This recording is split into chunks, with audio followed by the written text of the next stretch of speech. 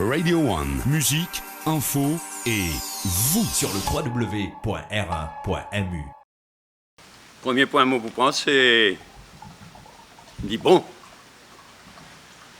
qui le gouvernement, la majorité gouvernementale, ils mettent fin à la suspension de moi-même, Boulel et Rajesh Bhagwan.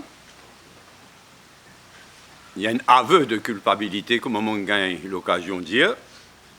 Et comme dans le cas de ban Work Access Permit pour ban député, c'est quand qu'est-ce fait venir la Cour que le gouvernement sauvé. Condamnable, sa justification, sa suspension-là, sa 3 suspensions-là, qui pour condamner par la Cour, je n'ai aucun doute.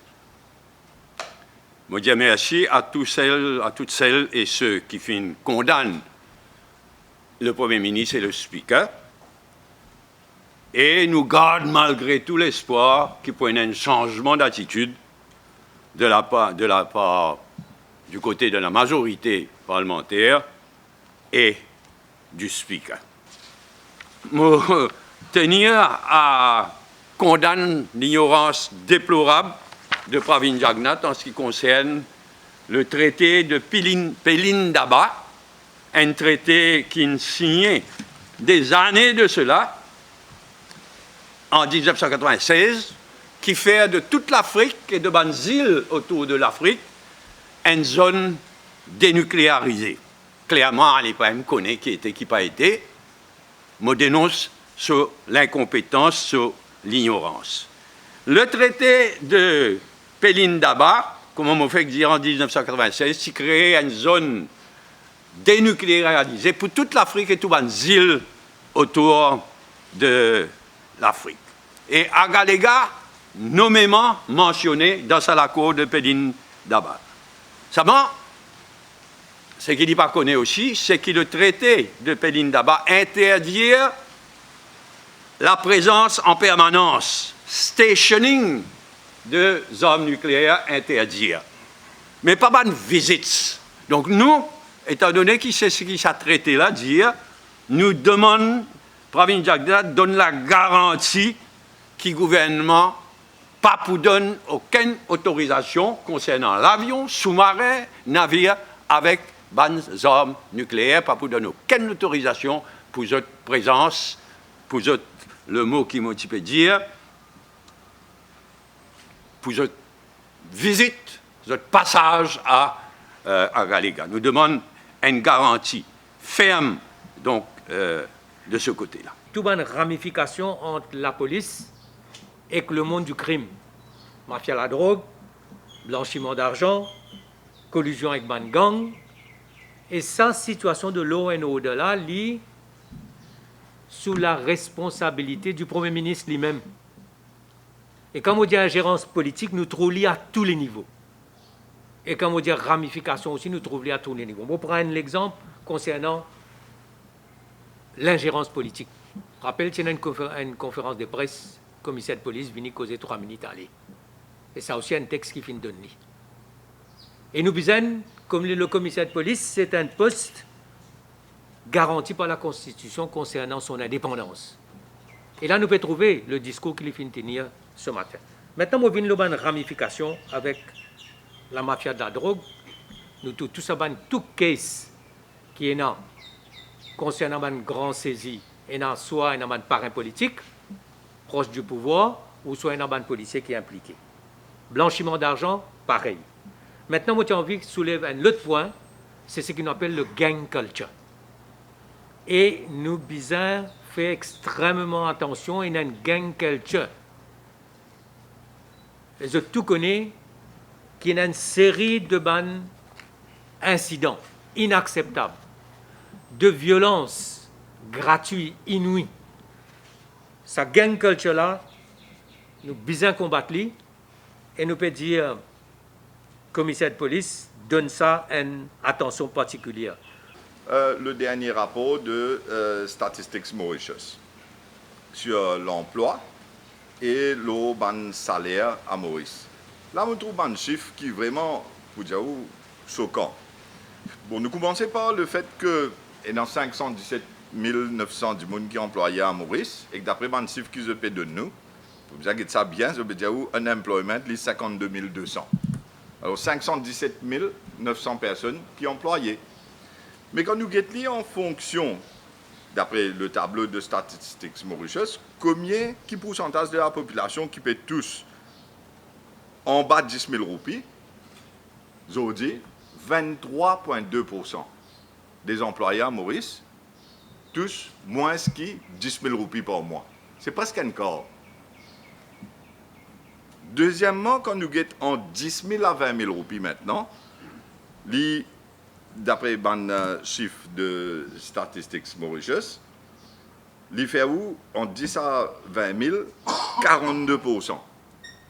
42,1%. Qui veut dire qu'ici, combien de gens dans Maurice qui paient tous en bas 20 000 roupies par mois, ça fait où 65% des employés à Maurice. Alors que la population ne peut pas se temps misère qui ça, et dans la crise d'un pays, revenus diminuent net.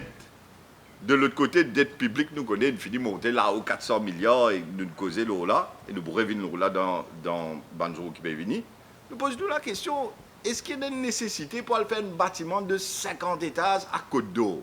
Un deuxième l'éléphant blanc, déjà il y a un stade là-bas qui ne fait, personne ne connaît aujourd'hui qui fait ce stade-là.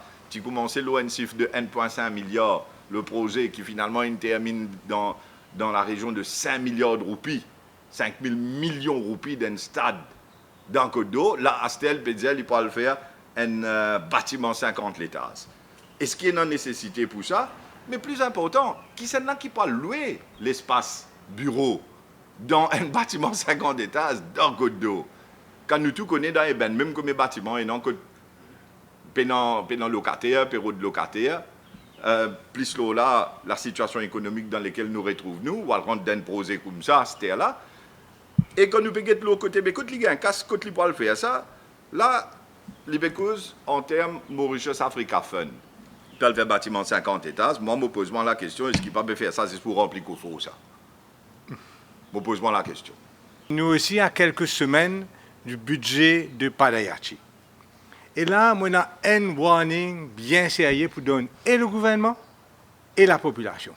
Parce que pour moi, tellement la situation est difficile, capable même dire désastreuse dehors, qu'il y a une belle incitation pour falsifier tout le chiffre du budget. Et c'est ça le vrai problème que nous prenons à l'île Maurice dans ce budget-là. C'est qu'il y a un chiffre qui vous présente nous, qui est totalement contraire à la réalité. Et ça va être le grand problème. On prend le chiffre du chômage. Tout peut indiquer que le gouvernement peut venir avec un chiffre officiel du chômage de seulement 9%. C'est-à-dire que supposément, il a baissé depuis novembre 2020, quand il était 10,4% d'après Statistics Mauritius, Padayachi pour venir présenter nous un chiffre du chômage à la baisse de 9%.